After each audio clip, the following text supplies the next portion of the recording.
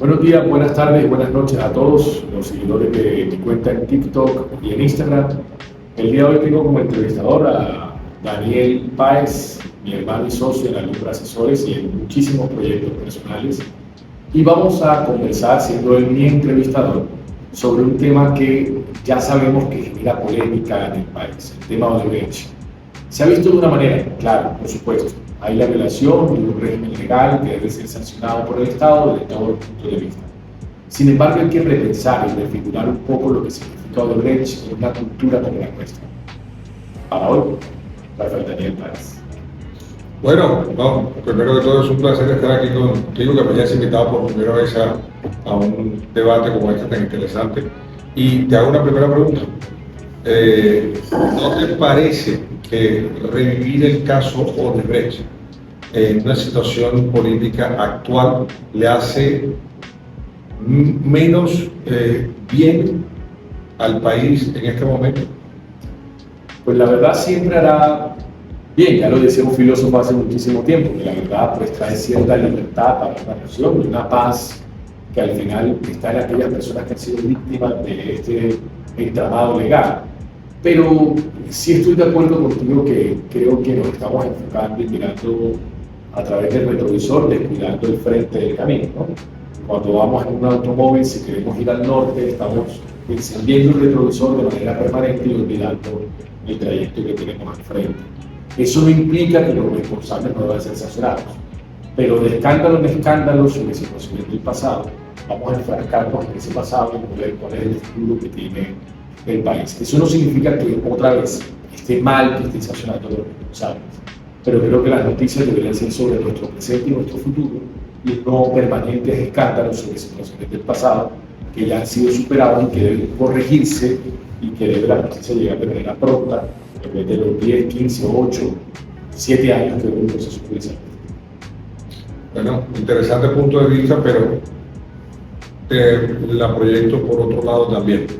En el caso de Odebrecht ha habido siempre el tufillo, si lo queremos llamar así, de una cierta, digamos, contemplación pasiva por parte del público en general hacia la financiación de las campañas presidenciales y de cualquier tipo, ahora que estamos en campañas políticas, es un tema bastante importante y actual. ¿Qué crees tú que deberíamos hacer para que finalmente aceptemos que hay que modificar el tope de la federación de las campañas y permitir quizá, no sé, sería mi posición, que entre la empresa privada, como se hace en otros países, a financiar con una regulación a esos políticos que ellos quieren ver gobernar? Bueno, el senador Carlos Macy el día de ayer estuvo en la plenaria del Senado hablando de la posibilidad de que ni siquiera le pagaran a los congresistas, pero los dejaran trabajar y se aplicara el régimen de inhabilidades y incompatibilidades, pero que los dejaran trabajar. Eso me permite utilizar un paralelo muy sencillo de lo que ocurre en el exterior. En el exterior está más aceptado el hecho de que el funcionario público de elección popular tiene unos financiadores que tienen que ser evidentes, con topes más realistas. Cuando digo más realistas, no me refiero a dejar si se puede decir, tope abierto al poder económico. Exacto, tiene que haber un control. Tiene que haber un control, pero ese control tiene que ser más realista. El paralelo se utiliza con las medidas de velocidad que hay en nuestras carreteras. Normalmente cuando vemos una noticia fatídica de lo que ocurre en nuestras carreteras, es el borracho que va manejando a exceso de velocidad o embriagado a las horas de la mañana o madrugada.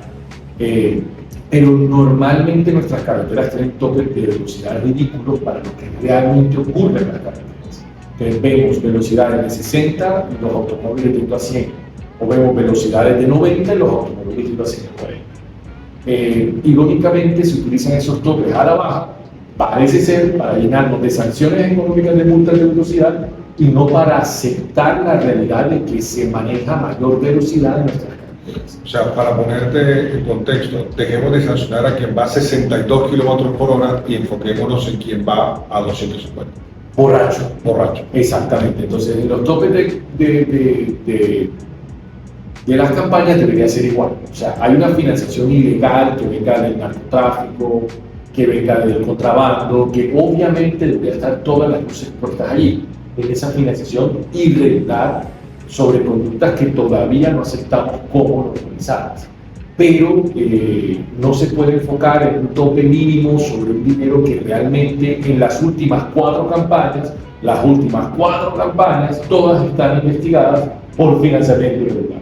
O sea que o la norma no está actualizada para la realidad o nuestros políticos están moralizando la financiación de las campañas. Pero claramente hay una norma que no se compadece con lo que ocurre. Que no se cumple. Y que no se compadece con la realidad. O sea, la realidad es que las campañas se exceden en los topes. Y eso es lo que se demuestra en el caso. Perfecto. Una última pregunta. Bueno, otro, si se me permite otra, haremos otra. Pero, tema lobby. El lobista, volvemos al ejemplo, porque uno aprende también viendo lo que sucede en otros países, entre comillas, con mayor recorrido en muchos aspectos. El lobista en otros países es una profesión que se permite y que se controla, permitirse se controla. Pero en este país existen, y todos lo sabemos, existen los lobistas, pero está totalmente demonizado el término lobista. Pero existe. ¿Qué propondrías tú o qué crees tú para que eso dejara de ser así o que definitivamente acabar con el lobby en el país? Yo creo que tú le estás con esa pregunta pegando al corazón del debate. Yo creo que si Odebrecht en su caso tuviera una legislación más permisiva, tal vez los delitos no fueran tan macabros y las obras se hubieran ejecutado de la misma manera. Eso no significa que vayamos a regularizar la coima, o eso no significa que vayamos a regularizar el soborno, no. Pero sí podemos regularizar que efectivamente un candidato representa un tipo de poder en la sociedad de tipo político y económico. Creer que porque un candidato defiende las minorías étnicas no tiene detrás un poder económico es ilusorio.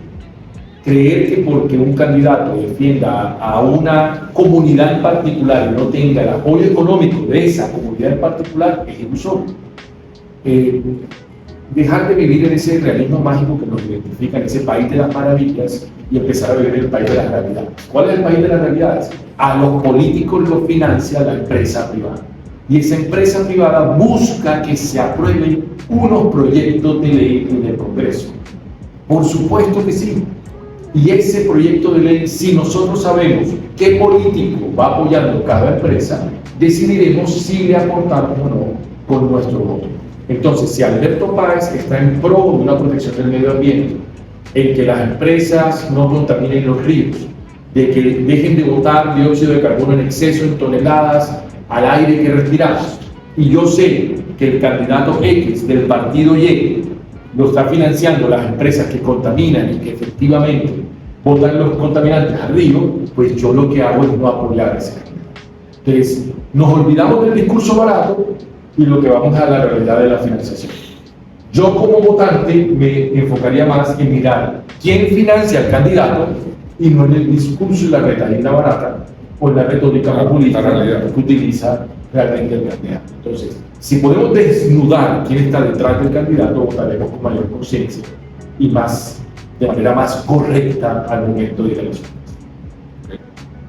Clarísimo. Bueno, al final de todo tenemos que llegar a una conclusión, Alberto. Caso Odebrecht.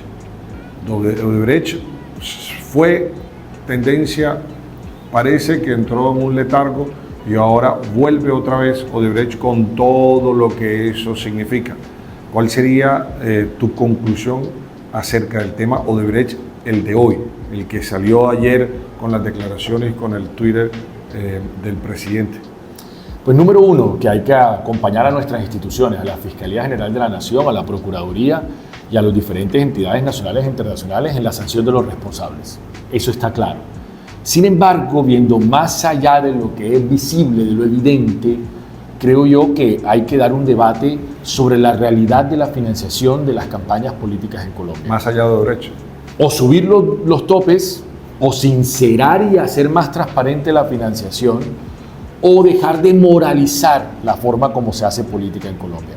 Entonces, que entre en debate, como lo dijo el senador Carlos Meisel, sin robarme sus palabras, que lo dejen trabajar en el sector privado y que se empiecen a aplicar de manera correcta el régimen de inhabilidades e incompatibilidades de los servidores públicos. Entonces, si a un presidente lo apoya un sector económico, sabremos que va a trabajar a favor de ese sector económico. Como hoy sucede también. Tal cual, pero lo moralizamos a través del discurso político de cualquier tipo, derecha o izquierda, para romantizarlo. Pero técnicamente ese candidato está trabajando a favor de un sector económico, utilizando la política para tal fin. Entonces mi conclusión es, seamos más realistas y menos fantasiosos en el tema de la política. La política es una suma de intereses en pro de unas situaciones particulares que benefician a una sociedad. No es simplemente la búsqueda del bien común. Bueno, espero que este tema les haya gustado, que mi entrevistador en esta nueva etapa empiece a gustarles. Vamos a traer invitados especiales, como les había dicho en otro post, y que no se sigan perdiendo mis entrevistas en mi canal de YouTube y en mi Instagram y en mi TikTok. Alundra te acompaña. Muchas gracias. Hasta pronto.